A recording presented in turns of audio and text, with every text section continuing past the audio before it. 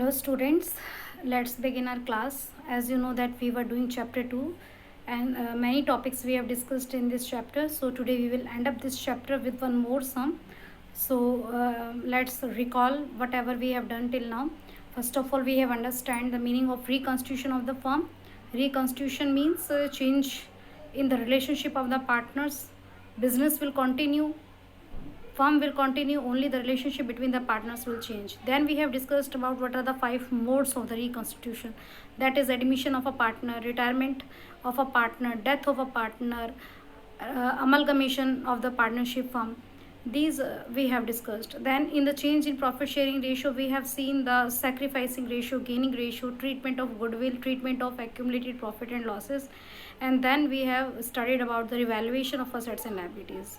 Revaluation of assets and liabilities has the two type of questions. That is, in the first kind of question हम distribute नहीं कर रहे हैं और second में हम डिस्ट्रीब्यूट कर रहे हैं, वो आपको क्वेश्चन में रीड करना पड़ेगा. So today we will discuss 2 more sums for this. Let's have a look on the question. Let's have a look on the question. Wait.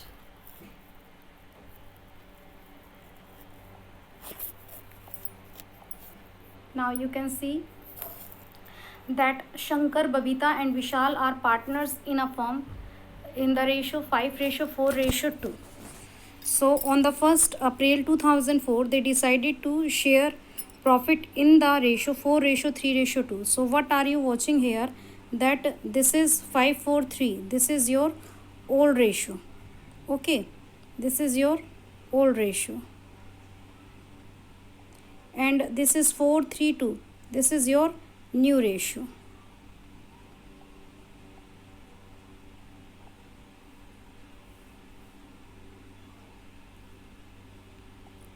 Okay, this is your old ratio, this is your new ratio. Then general reserve was of 34,900 and loss on revaluation of assets and liabilities is 5,200. It was decided that adjustment should be made without altering the figures of assets and liabilities. This line matters. Without altering the figures of assets and liabilities means they want to pass an adjusting entry. आपको exam में यही ध्यान देना है कि single journal entry पूछी है तो आपको एडजस्टिंग करनी है. एडजस्टिंग के लिए क्या आपको बताया गया था? Gaining partner to sacrificing. क्या करते हैं इसमें? Gaining partner to sacrificing partner.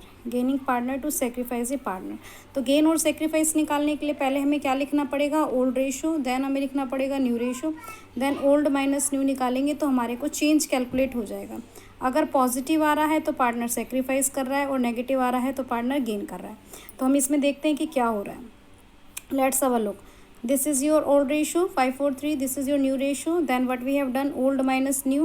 Answer is positive. तो हमारा क्या हो गया? सेक्रीफाइस. और यहाँ पर आप क्या देखोगे? इसको सॉल्व करोगे तो यहाँ पे आपका गेन हो रहा है. तो आपकी एंट्री क्या बनेगी? सेक्रीफाइसिंग पार्टनर को करते हैं क्रेडिट और गेनिंग पार्टनर को करते हैं डेबिट. तो एंट्री तो फिक्स है. That is Vishal to Shankar to Babita. Let's have a look on the answer. Vishal to Shankar to Babita. Now what matters? This amount matters. How we will get this amount? So let's have how we will calculate this amount. You have seen that 34,900 we have not distributed and 5,200 that this is a loss, so we will deduct this loss. Loss will be written in the bracket. Then 29,700. अब जो आपने ये ratio calculate किया है 29,700 को 1/99 में आप शंकर का रेशो निकाल लेंगे. देन आप बबीता का रेशो निकाल लेंगे. देन आप विशाल का रेशो निकाल लेंगे और एंट्री आप पास कर देंगे. सो इस तरीके से ये सम आपका होगा. Let's have a look on the next question.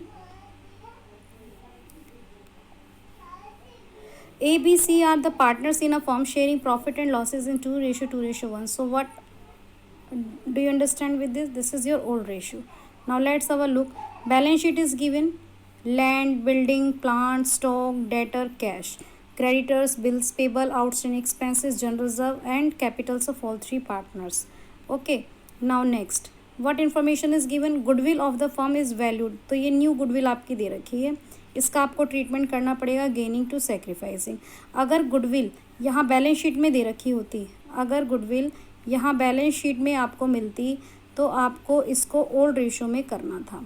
लेकिन अब ये जो गुडविल आपको दी हुई है ये आपको यहाँ दी हुई है तो आपको इसका वर्क क्या करना होगा? Gaining to sacrificing.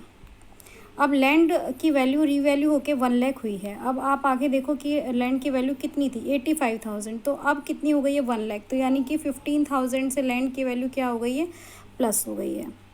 आगे देखिए, building is depreciated by 6%। Building की वैल्यू क्या हो रही है, कम हो रही है। लैंड की वैल्यू क्या हो रही है, प्लस हो रही है। Creditors were not to be paid, तो यानी कि ये भी आपके लिए एक तरह से फ़ायदा है कि आपको क्रेडिटर्स को पे नहीं करना है, आपको इसका इफेक्ट रिकॉर्ड करना है, यानी कि रिवैल्यूएशन नहीं करना है, ओनली इफेक्ट। तो आपका 15,000 का बेनिफिट यहाँ हुआ, 3,000 का बेनिफिट आपको क्रेडिटर को पे नहीं करने पर हुआ।